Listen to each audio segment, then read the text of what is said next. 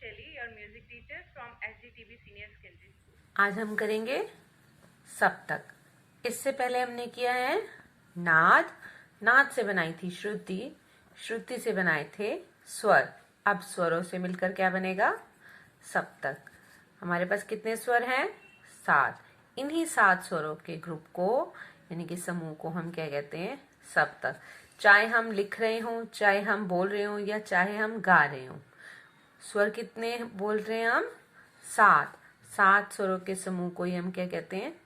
सप्तक, यानी कि सीक्वेंस में जो स्वर हैं।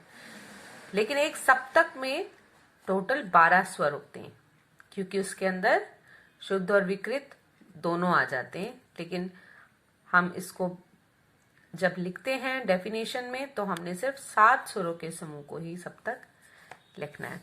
अब सप्तक होता कितने प्रकार का है? 3।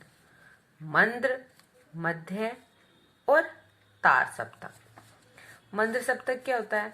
पहले तो मध्य सप्तक क्या होएगा? जिसमें हमारी आवाज में ज्यादा जोर नहीं लगता, बिल्कुल आराम से गा सकते हैं, वो होता है मध्य सप्तक। मध्य सप्तक की आधी आवाज होती है मंद्र सप्तक की, यानी कि इससे नीचे हो जाती है, और तार सप्तक की इससे डबल हो जाती है। क्लियर? यानी कि मध्य सप्तक की आवाज से आधी आवाज मंद्र की और डबल तार सप्तक की। अब रहा इनको लिखने का तरीका। जब हम इन स्वरों को लिखते हैं, मंद्र सप्तक के स्वरों को, इनके नीचे बिंदी लगा दी जाती है, पहचान हो जाती है कि ये मंद्र सप्तक के स्वर हैं। तार सप्तक के स्वरों में स्वरों के ऊपर बिंदु लगा दी जाती है कि ये मध्य सप्तक से ऊपर के स्वर हैं। क्लियर? मंद्र, मध्य और तार सप्तक। इस तरह से हमारे पास कितने सप्तक हैं? 3 सप्तक। इस सप्तक के स्वरों की आंदोलन संख्या मध्य सप्तक के स्वरों की आधी होती है। हो गया? सप्तक के स्वरों को गाने से हृदय पर जोर पड़ता है। कौन से? इस पर। जब हम मंद्र सप्तक में गाते हैं, बिल्कुल नीचे गाते हैं आवाज को, जितना हम नीचे करके गाते हैं, धीमी करके गाते हैं, हमारे हृदय पर उतना ही ज्यादा जोर पड़ता है। ठीक है? और पहचान के लिए हमने क्या बताया? इनके स्वरों के नीचे बिंदी। अब ठीक इस तरह से साधारण आवाज में गायन मध्य सप्तक की विशेषता है, यानी कि जब हम बिल्कुल आराम से गा रहे हैं, हमारे को कोई जोर नहीं लग रहा, बिल्कुल आराम से गाए जा रहे हैं, तो वो हो जाता है मध्य सप्तक। क्लियर? इस सप्तक में आवाज ना तो बहुत ऊंची होती है, ना ही बहुत नीची होती है, बिल्कुल आराम से गा लेते हैं, और इन स्वरों पर कोई भी चिन्ह नहीं होता, सिंपल लिखे जाते हैं ये स्वर। अब आते हैं हम इन स्वरों में। अगर सा की आंदोलन संख्या 240 है, जो हम मध्य सप्तक की बात कर रहे हैं, तो जो पा होता है वो इसका 1.5 गुना होता है। उसकी आंदोलन संख्या कितनी हो जाती है? 360 ही फिक्स की हुई है। तो जो अगर हमारी इस सा की 240 है, तो मंद्र सप्तक की सा की कितनी हो जाएगी? 120। ठीक है? तो और मंद्र पा की कितनी हो जाएगी? उससे भी आधी। जैसे उसकी 360 थी तो उससे आधी हो गई। ठीक उसी तरह से तार सप्तक के सा की कितनी हो जाएगी? 480, यानी कि डबल हो जाएगी। और तार पा की कितनी हो जाएगी? 720, यानी कि उससे डबल हो जाएगी। क्लियर? ये है इन स्वरों की पहचान। स्वरों के ऊपर बिंदु लगा दिया जाता है। क्लियर?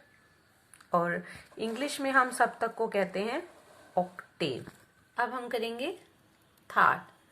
क्या बनाया हमने? नाद से श्रुति, श्रुति से स्वर, स्वर से सप्तक, अब सप्तक से बनाया थाट। हमने एक सप्तक बना लिया जिसमें कितने स्वर हैं टोटल?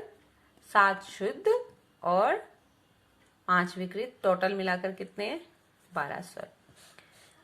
अब थाट होता क्या है? थाट वो स्वर समूह होता है जिससे राग का जन्म हो, यानी कि ऐसा स्वर समूह जो राग उत्पन्न कर सके, उसको कहते हैं हम थाट, जिससे थाट बनने शुरू हो जाए। जैसे हम राग परिचय याद करेंगे तो थाट को जनक यानी कि पिता की तरह माना जाता है। ठीक है? सभी रागों को याद रखना क्या है, बहुत मुश्किल है, समझना बहुत कठिन कार्य है।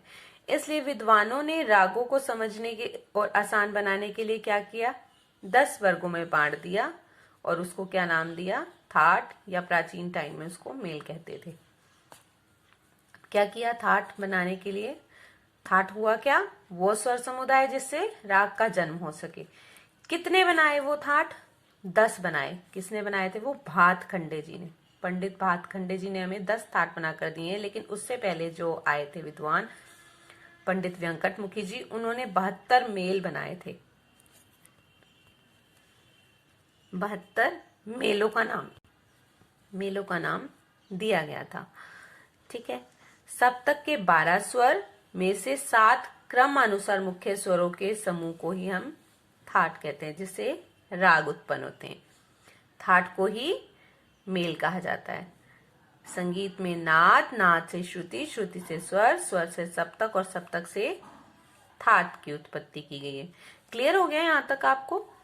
थाट में प्रत्येक स्वर अपने किसी न किसी रूप में अवश्य विद्यमान रहता है। यानी कि स्वर के हमारे पास कितने रूप हैं, 2 रूप होते हैं, एक शुद्ध और एक विकृत। यानी कि अगर रे शुद्ध है तो रे कोमल भी है हमारे पास।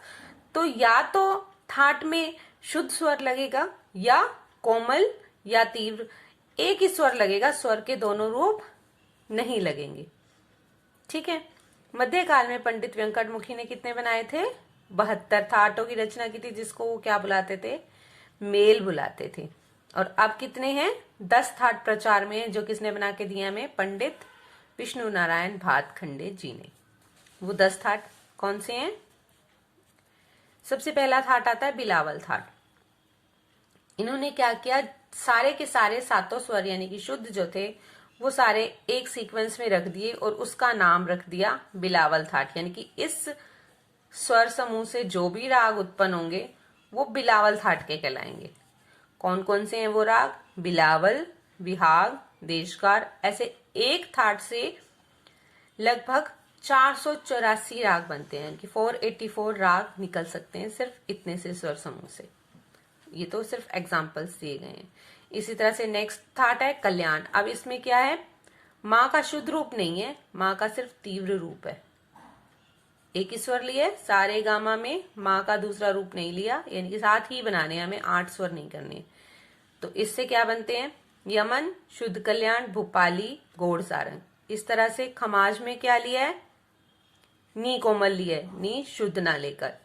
काफी में क्या लिया है, गा कोमल और नी कोमल, दोनों के शुद्ध रूप नहीं है।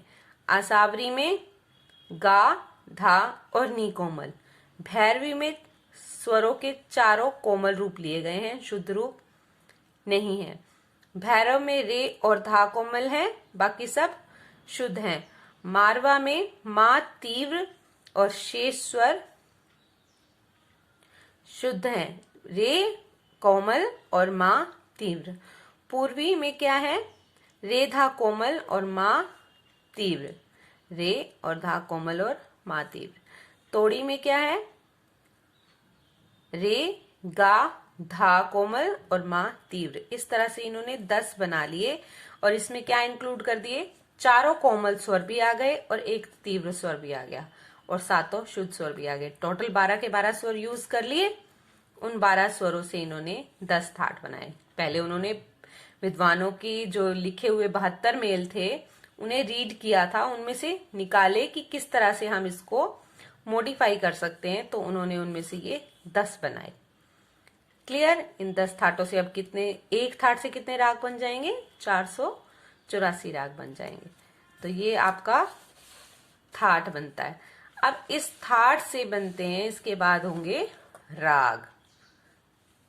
ठीक है। आज का आपका टॉपिक है सप्तक और थाट।